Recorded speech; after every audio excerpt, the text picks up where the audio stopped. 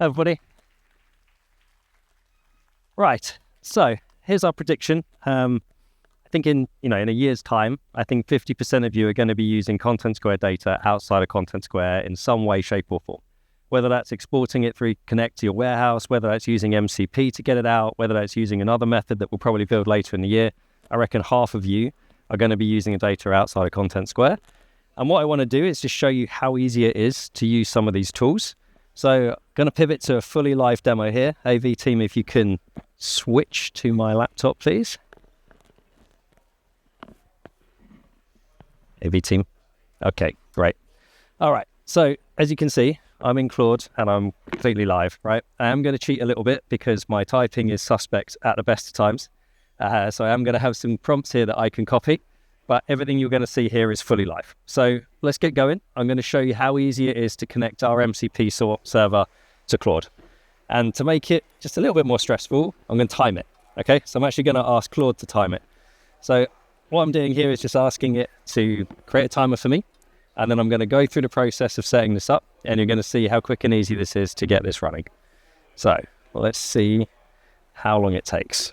So if this wasn't stressful enough, let's do it with a time limit. Okay, so we are going. Okay, so the first thing I need to do is I need to go down here and go to connectors and go to manage connectors. And then all I'm going to do is I'm going to say I want to add a custom connector. I'm going to call that CSQ for Contentsquare. And we've got a new page now in analysis setup. So if you come in here, you'll see this new page for Model Context Protocol, MCP. And simply all you need to do is just copy this URL and go and paste that into Claude. We use OAuth, so I don't need to mess around with any of the configuration settings there. And now all I simply need to do is tell it to connect.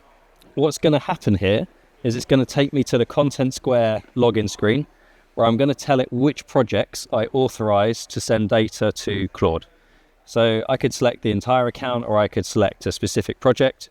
So here I'm just going to select our demo account, and I'm going to click allow.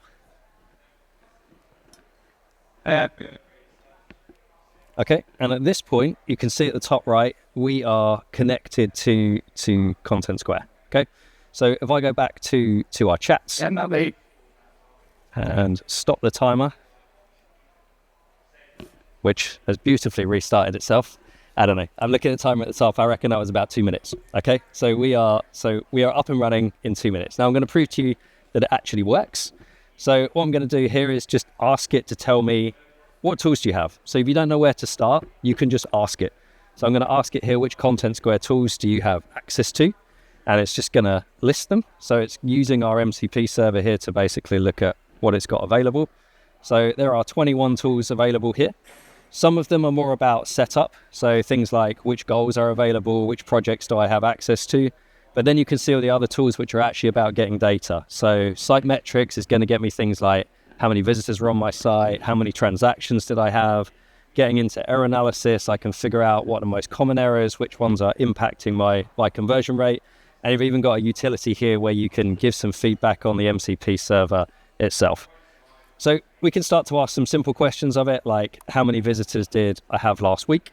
And what it's going to do here is it's going to use our MCP server, and it will tell you here which tool it's using actually. So it's using the compute site metrics to figure out how many visitors we had last week. We're getting an authentication issue here, which I wasn't expecting. Give me a second. It was going so well. Give me 2 secs. You see, I do.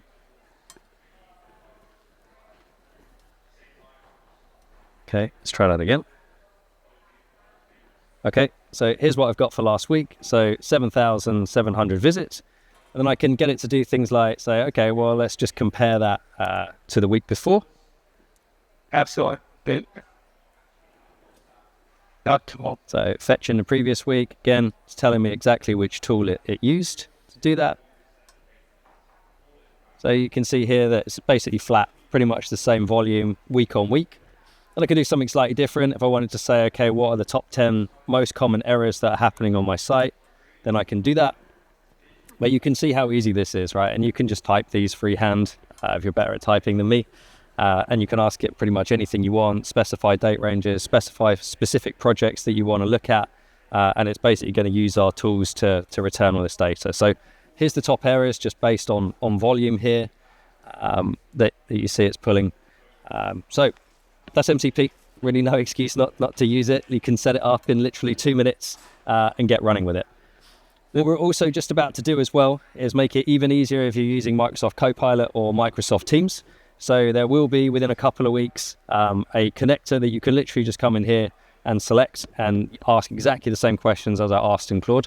This is going to be really cool because you can just be directly in Teams and you can just chat with your Contentsquare data. As you saw earlier on the main stage as well, like you can connect this to any other MCP server as well. So a common one that we see is connecting to Jira. If you know you'd have an issue, let's see when we fix that. Let's see what happened to the metrics post-fix. Like super flexible. The second thing I'm going to show you is just how easy it is to set up Connect. So this is the other way that you can get data out of our platform. If you want to send your data out to a data warehouse of your choice, this is how you do it. So you basically come in here, you select whichever warehouse you're using. So in this case, I would just need to enter my GCP project ID and a region. I can overwrite the default database name if I want to, but that's an optional field.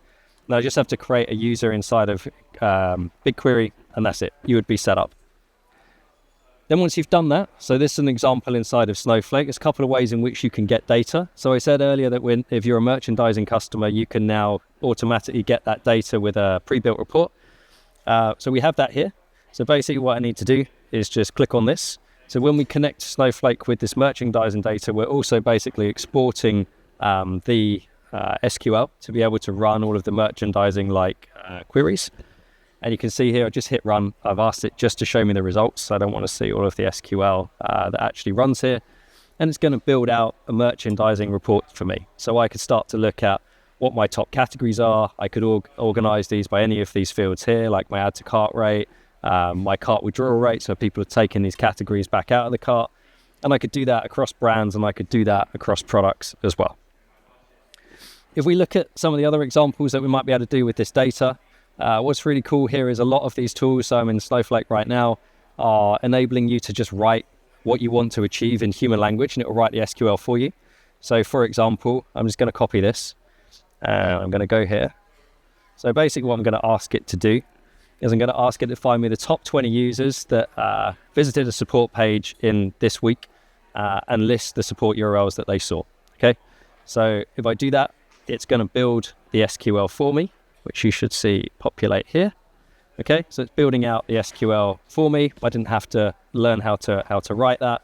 I'm going to execute this, and it's going to find those users that have visited those support pages. Okay, so here we go. Here's all my user IDs that have been most frequent visitors to support pages. What's interesting though is when you start to blend that with other data. Okay, so for example, what I could do is say, okay, well, of all those people that viewed those support pages, how many called the call center as well? So if I've got the call center logged in my warehouse, I can start to combine these data sets.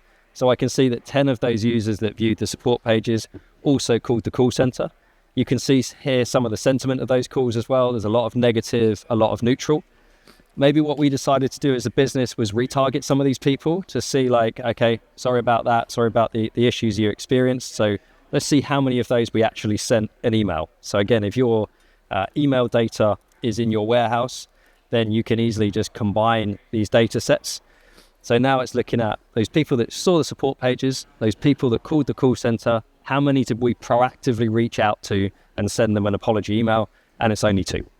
So probably some room for improvement there, but you can see I've basically mixed together 3 different sets of data there in literally 2-3 minutes. And I don't have to learn how to write SQL. Even though you saw me copy and paste SQL here, I just asked an LLM to write it for me, and it did it perfectly. The final thing I'm going to show you before I hand over to Seb is if you're a Contentsquare customer, you can also define events now. So you can, if I look at this one as an example, you can see exactly how this event is defined. So this is just looking for an ID of login button, and when people click on it, and then if I want to sync that to my warehouse, it's as easy as just toggling this click, and we're going to sync that data from this moment forward. So that's everything I wanted to show you. Rapid fire demo, super easy to set up MCP, super easy to set up Connect. You can see how you can blend all your different data sets. And AV team, if you can pivot back to the main slides, and I'll welcome Sébastien to the stage. Can you hear me? Yep. Hi, everyone. So now that you know how you can leverage Contentsquare data outside of the platform, let's go back to Contentsquare and let's talk about Sense Analyst. Let's see how you can manage all this data that you have in Contentsquare and make it easier for you and for your team to spend less time to find insight and crunch the data. That's the reason why we've been Sense Analyst over the last year, and we had already 250 customers experiencing it and using it. Maybe some of you did already. It's more than 1,000 users using it and leveraging it, and 500,000 prompts that have been going through Sense Analyst over the last few months.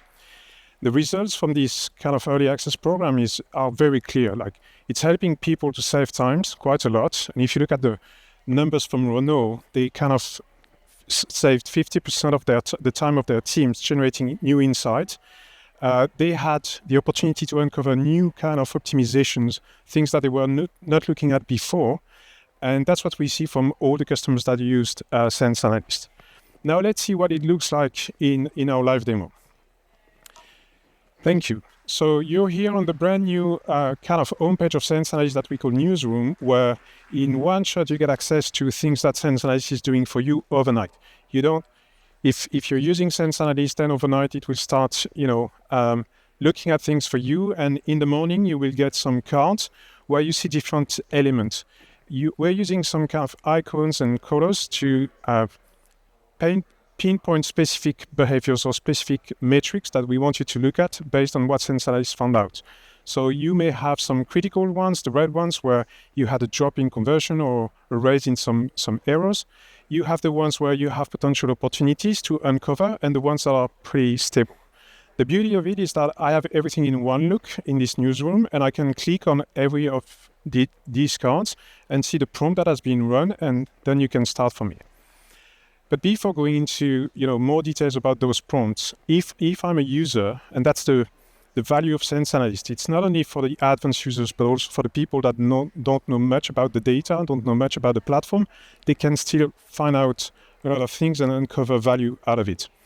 And so I can write any prompt, and for the purpose of the demo, I'm going to use our template and our library of prompts. You can have templates that are shared across the teams, and you can have your own templates as personals.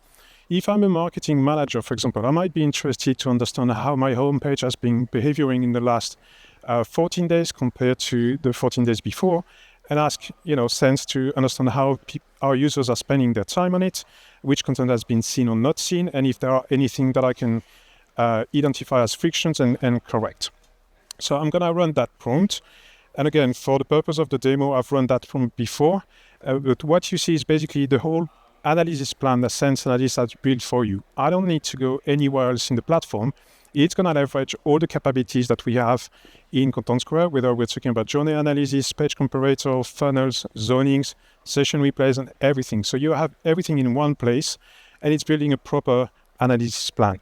It's starting to do some comparison on desktop for the period of 14 days, then looking at the 14 days before, and I can see all my main metrics.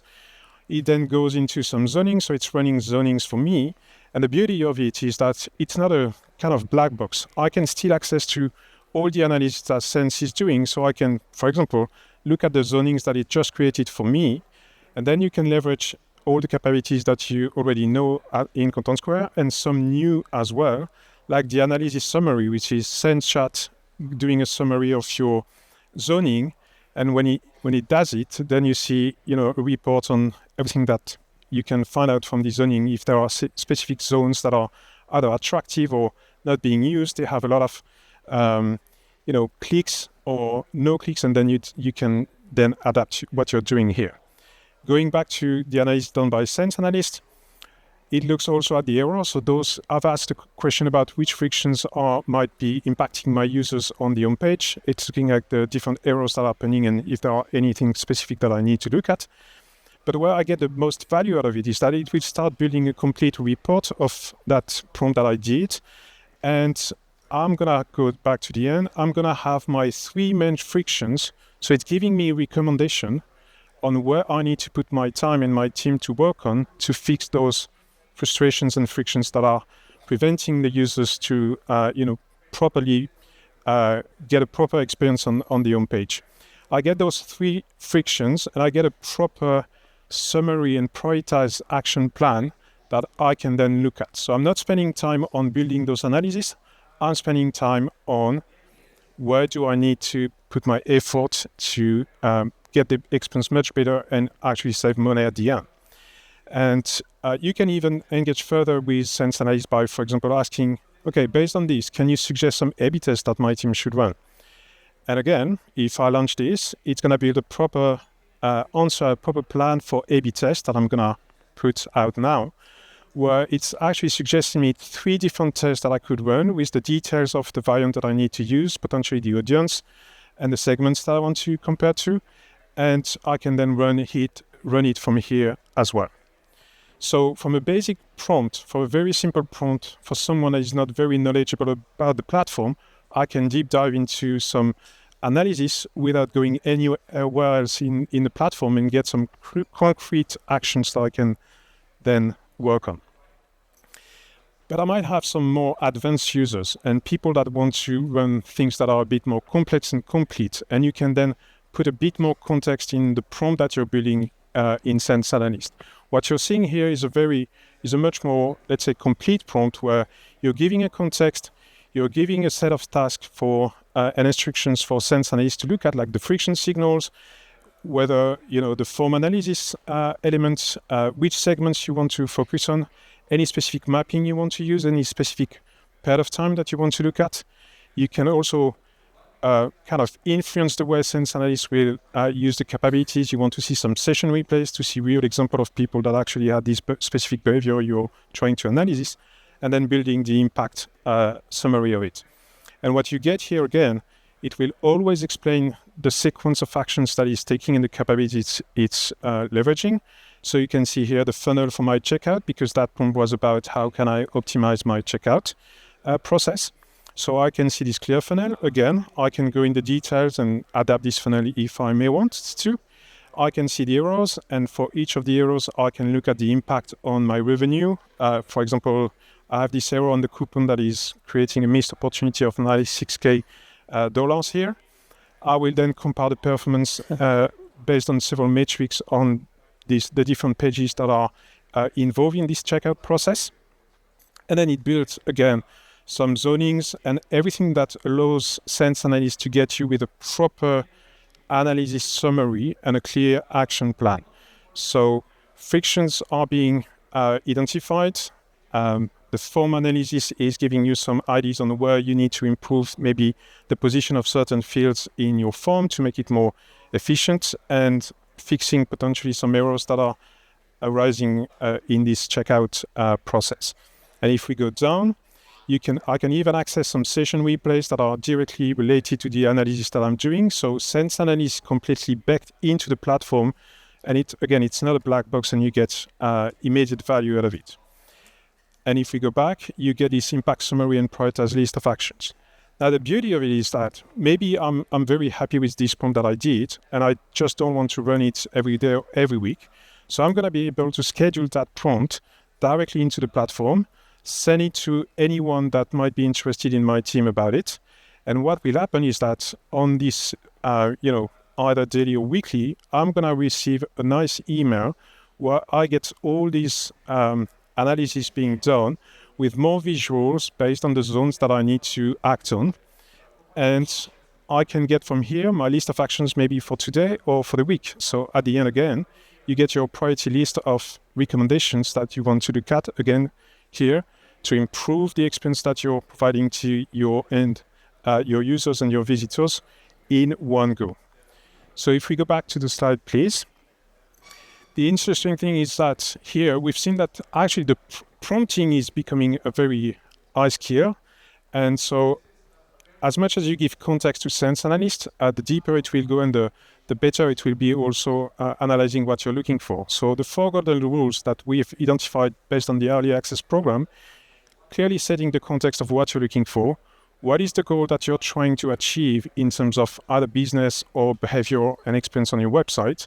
Structuring your prompt, you can even specify the format you want the prompt to be giving you at the end as an output. And obviously specifying the device if you want to compare different devices and so on. So we've seen how with Sense Analyst, we put an AI agent at your service and the service of your team, where you don't need to know, perfectly well the platform or all the data. It's on demand, it can be scheduled, and you get it every day with the Newsroom, the things you need to look at. Now let's look at how your visitors and your customers are using AI agents and what you need to do to be informed and acting on this. And I'm welcoming Etie to talk about conversational analytics. Thank you.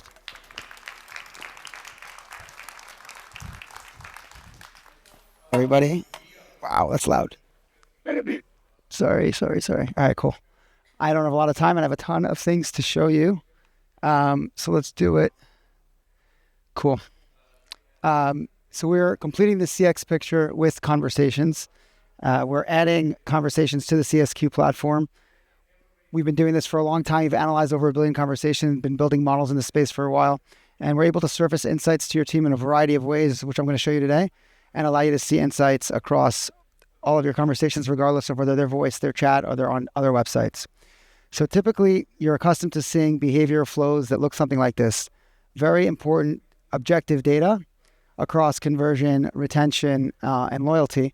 What you don't really see that's happening on the other side of the fence, essentially, are support inquiries that are happening as folks are going through this journey. Historically, these have been siloed. The same people do not have access to the same data.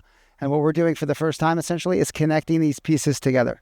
Some of these interactions are positive. They give you a tremendous amount of insight as to when you can turn conversations around, when you can upsell a happy customer, what you need to do to save customers in terms of retention. Just a ton of qualitative data that historically was never available to a lot of folks in this space. Why is this important? So you are all probably accustomed to using a chatbot on a website. Typically, these have been support-based. What's happening now is because people are so accustomed to using ChatGPT, Claude, Gemini, etc., the chat experience that you're using at home is now being taken to your business and to your shopping life. So we see increasingly now folks are hitting websites and they're no longer asking support conversations.